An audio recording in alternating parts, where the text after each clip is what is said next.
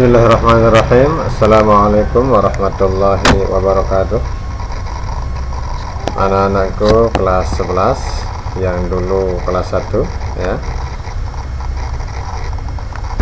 Hari ini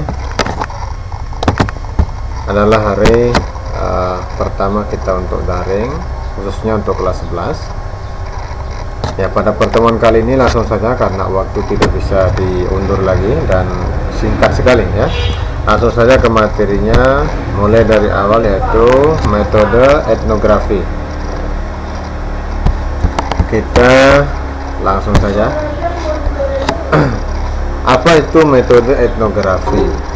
Nah, metode itu cara yang diperlukan oleh etnografer di dalam meneliti fenomena sosial yang terjadi di tengah-tengah masyarakat. Sementara etnografi itu adalah suatu iklim yang ada dan terjadi di kelompok masyarakat berbudaya. Nah, apa definisi metode etnografi sendiri? Nah, pertama, Moliong mengatakan bahwa suatu bangunan pengetahuan yang mencakup teknik penelitian, teori etnografi, dan ragam kebudayaan.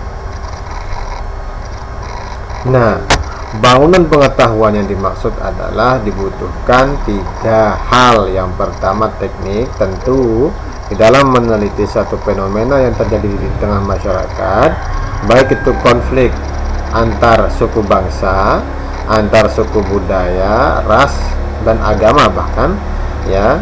Kalau kita ingin mencari masalah yang terjadi, tentu kita memerlukan teknik penelitian. Yang kedua, berangkat dari teori. Nah, tentu kalau kita ingin mencari gejala-gejala atau persoalan-persoalan penting di dalam menyelesaikan persoalan di tengah masyarakat, tentu kita menggunakan teori yang sesuai, yaitu teori yang berkaitan dengan etnografi, dan mencari etnografer expert dalam bidangnya, bukan mencari teori pendidikan ya, tapi teori-teori etnografi. Yang kedua, ragam kebudayaan. Tentu kalau kita meneliti ini tidak hanya meneliti satu kebudayaan saja, tetapi beragam kebudayaan. Jadi dari situ kita bisa berangkat dan memiliki kesimpulan-kesimpulan sementara ya, menyangkut ragam kebudayaan. Nah, jadi ketika semakin banyak budaya yang kita teliti, maka kesimpulan yang kita dapatkan tentu semakin banyak dan bisa bertahan sampai 10 tahun. Nah, itu kalau argumentasinya kuat. Nah, itu menurut Moliong sementara. Jadi teknik, teori, dan budaya yang harus kita teliti beragam. Kemudian James P. Spradley berkata bahwa definisi metode etnografi itu adalah deskripsi kebudayaan dari sudut pandang penduduk asli. Ya, artinya kita tidak bisa menggambarkan budaya Papua dengan melihat atau dengan hanya membaca buku tentang Papua saja, tapi kita harus terjun dan menanyakan bagaimana sudut pandang hidup penduduk asli Papua.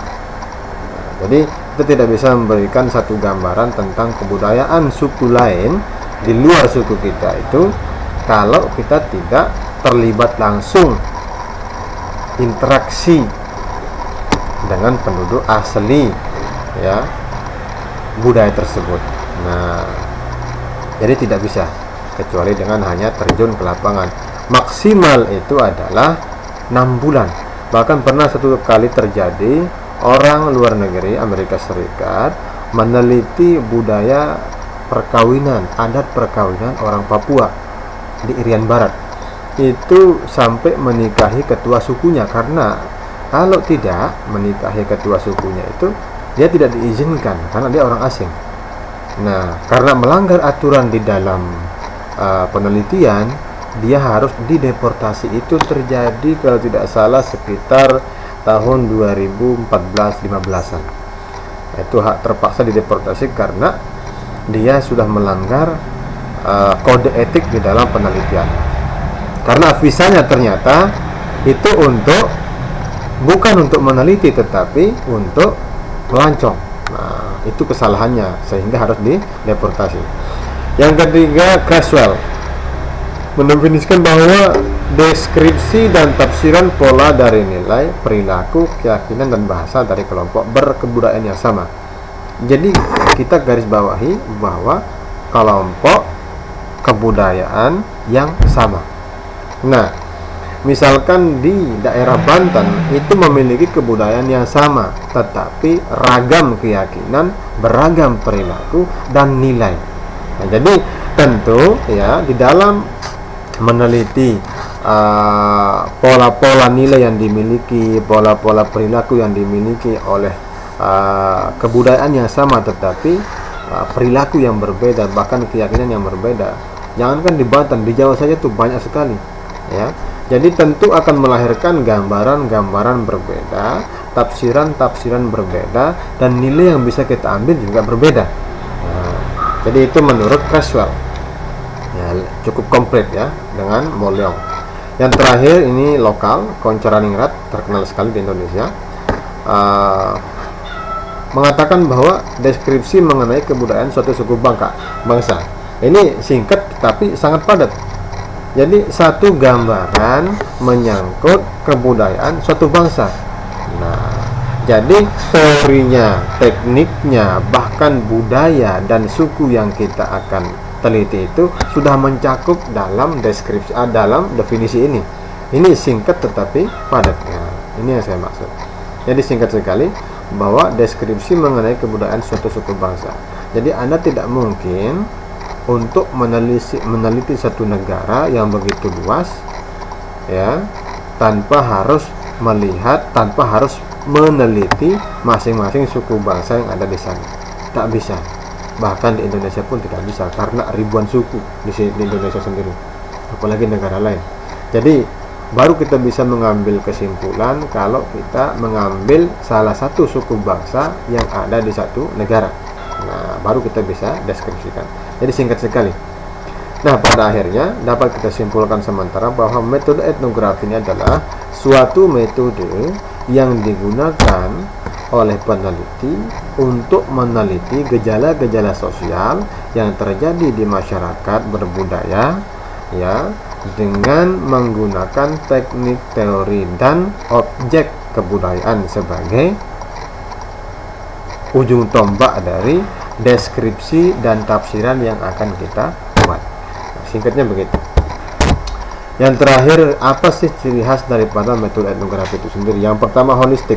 Ketika kita menggambarkan suatu fenomena, ya, yang terjadi di masyarakat yang berbudaya, harus kita menafsirkan secara sistematis dan holistik. Artinya gambarannya itu harus menyeluruh, tidak boleh dari sudut pandang A, sudut pandang B, tidak boleh, tapi A, B, C, D lalu kita kerucutkan seperti apa istilahnya, ya deduktif lah sifatnya, dari umum ke khusus, nah begitu. Kemudian ciri khasnya adalah observasi. Anda seperti yang saya katakan tadi, tidak bisa kita mengambil kesimpulan budaya dari satu suku bangsa tanpa harus melalui observasi. Observasi itu dapat meyakinkan seseorang bahwa kita benar-benar melihat masalah itu, mengunjungi masalah itu, bukan hanya sekadar membaca karya ilmiah, artikel, atau apalah buku begitu, ya, tidak cukup. Yang ketiga adalah partisipasi. Nah, seperti yang saya katakan tadi, itu partisipasi. Jadi harus keterlibatan seorang peneliti itu dibutuhkan ketika meneliti suatu kebudayaan suku bangsa. Berpartisipasi ini tidak bisa kita mungkiri atau bahkan kita hilangkan di dalam teknik penelitian kita. Ini salah satu tekniknya, ya, teknik daripada metode etnografi. Partisipasi harus terlibat interaksi dengan masyarakat sendiri. Yang keempat adalah interview, wawancara. Nah, wawancara ini, ya, sangat diperlukan untuk menanyakan kepada informan, tentunya penduduk asli, ya, penduduk asli satu suku bangsa. Nah, di situ apa yang kalian butuhkan dalam penelitian itu, atau apa masalah penting dalam penelitian yang ingin kamu ketahui, itu ditanyakan langsung kepada informannya melalui misalkan kuesioner.